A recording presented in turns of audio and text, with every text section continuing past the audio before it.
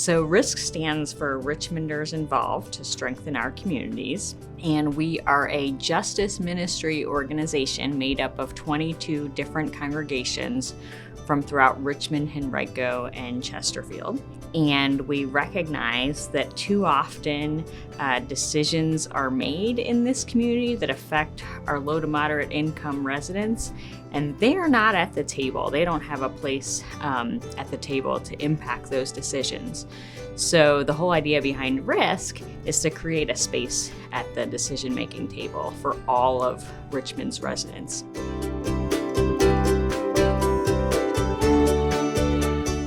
Partnership is fundamental to RISC. So each of the 22 congregations, when they joined RISC, signed a covenant to be in partnership with one another to build this justice ministry that is biblically based within their congregation. Then within the congregation, it's all about partnerships as well. So we've got this large justice ministry network that gets formed within each congregation. Those are the folks who commit to come to the 4 big assemblies that happen throughout the year. They commit to bring at least 3 people with them to the big one, the Nehemiah Action, where we're going to have, ideally 2,300 people next spring come together to hold our public officials accountable. And then the network members commit to consider an investment. It's not a requirement, but they're asked to consider an investment in the work of RISC. So they kind of form a partnership with each other. And then in order to build that network, we have a core group of team leaders who are, again, in partnership with each other, with their network members, with the clergy, and with their fellow team leaders from other RISC congregations. That's another way in which partnership is really fundamental to RISC.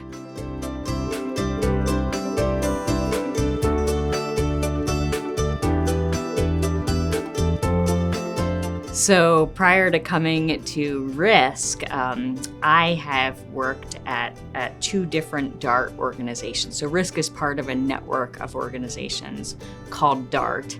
And before coming to RISC, I've been here for 2 years. I worked in Florida at 2 different sister organizations to RISC within the DART network. And in West Palm Beach, we had, and the organization still has, a leader named Danis Isidro. Danis is Guatemalan, came here as a minor. I think he was maybe 15 or 16. He had only been here maybe 4 or 5 years in the United States, and he came to his first Nehemiah Action, actually his first meeting of any meeting of the organization. And it was a Nehemiah Action. It was in 2014. And we were at that time fighting to ensure that our local jail stopped honoring ICE detainer requests so that fewer people would get deported from the community. And Danis was blown away. He had no idea that all of these people cared so deeply about people like him and the struggles that they were facing. But Danis had become so convicted around the idea that if we really band together, we can make a difference. And he had seen what that did, what the empowerment did for his own personal life. He ended up becoming a team leader at his congregation, which was Holy Name of Jesus Catholic Church, and really became a captain of the team and fought for years around other issues that were affecting his friends, his fellow church members, his family.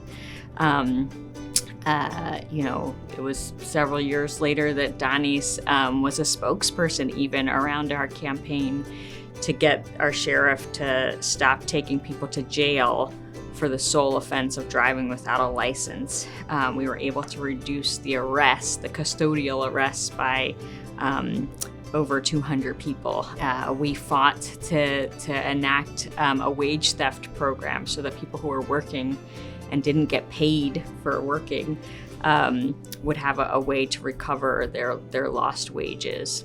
And Danis was kind of in each of those campaigns fighting hard for his fellow church members.